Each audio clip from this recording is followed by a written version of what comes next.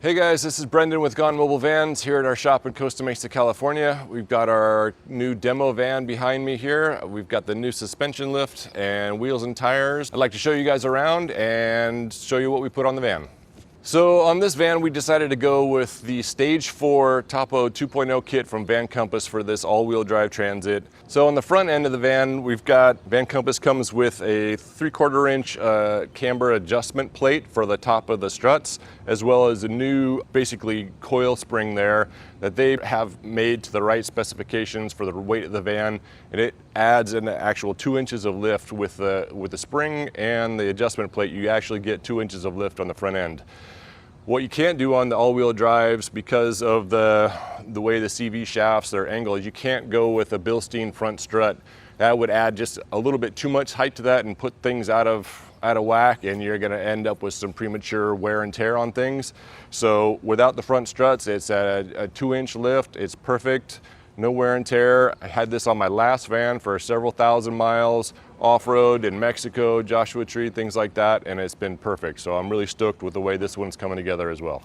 So on the back of this, we've got a 5-leaf mini spring pack, which adds basically about 2 inches to the rear. So you get, with the factory springs, a little bit more, so you get about 2.5 inches in the rear.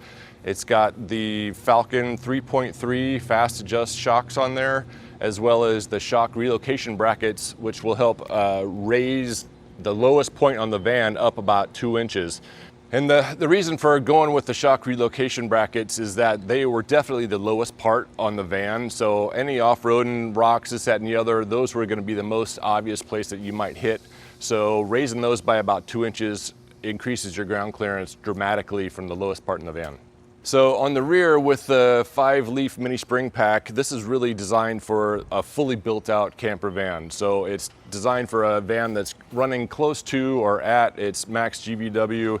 It's really going to help with your full build outs, and it's going to really increase the stability on rough roads, road sway, things like that. So one of the things you might notice on this is basically the rake on this van right now. The rear is higher than the front, and that's due to a couple things. First off, the mini leaf spring pack in the back is really raised it up more about 2.5 inches than the 2 inches in the front. And this van is not built out inside. I have no water in there, no carpentry, no nothing in there, no power system.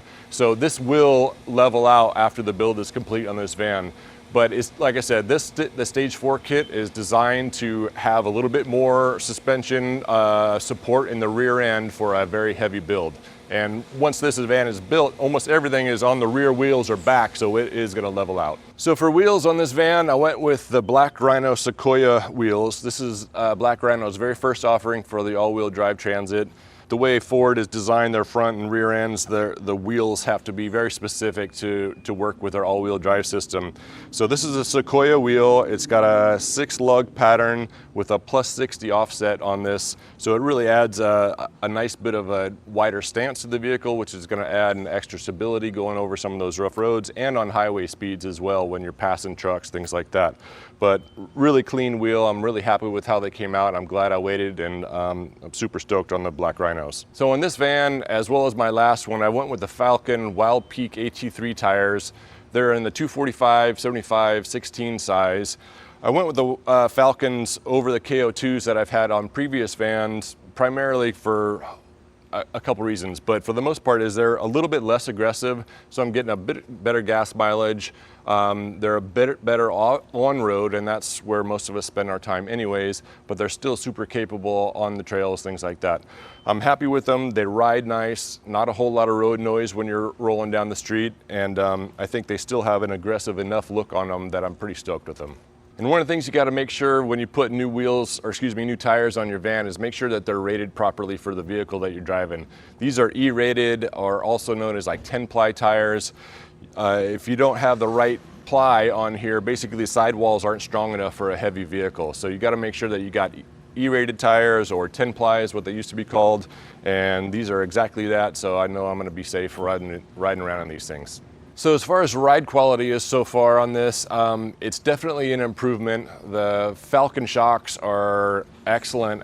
I'm really stoked with them. You know, the van is super light at the moment, so it rides a little bit stiff, but once I get the full build in there, it's going to be a nice, it's going to be a really nice ride. I'm really happy with it, and those shocks, how quickly they adjust from stiff to soft, it's going to be a game changer over some of the other systems that I've had in the past. All right, guys, that's it for this video on the suspension. In case you're paying attention, you might notice the CA Tune bumper on the front end of this and the Flarespace flares on this. We've got a full build series coming. Those videos are in the process, so you won't miss out on them. Please hit subscribe so you can make sure you don't miss out on how we installed the flares or how we installed the bumper. I really appreciate you guys watching, and we'll see you guys on the next one.